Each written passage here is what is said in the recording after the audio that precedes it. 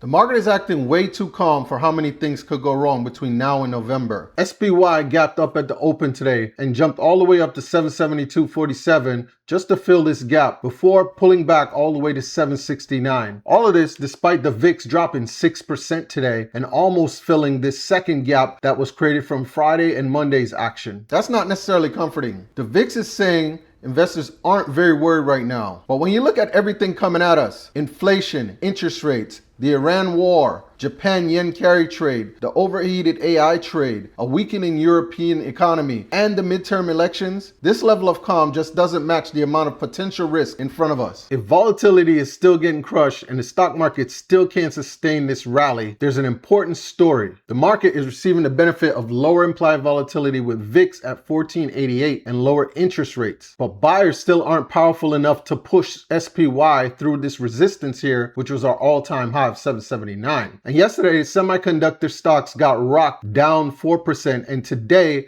they were down another 1.5%. Which means since they peaked on Monday, they are now down 7% just this week alone. All of this while SPY is down less than 1% since Monday. Money's moving into healthcare. Think Merck, Johnson & Johnson, Amgen, Pfizer, and then also into consumer staples like Coca-Cola, Pepsi, and Estee Lauder. These are all defensive moves. To sum it up, here's what we really have. The SPY is struggling to get above 775. The 30-year Treasury, which is interest rates, is now sitting above 5.3%.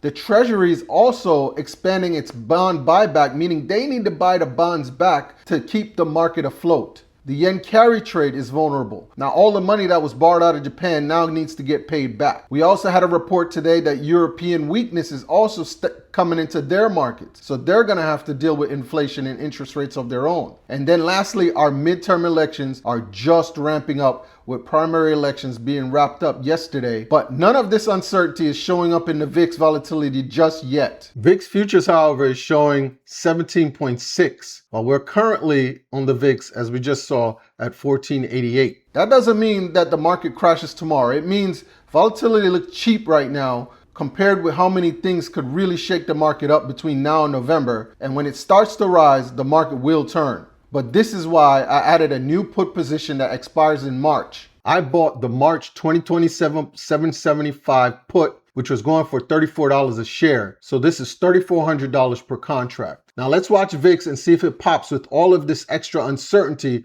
that we know is hanging out in the market, but has not yet been reflected in the VIX. Because as the VIX starts to rise, the SPY will go lower.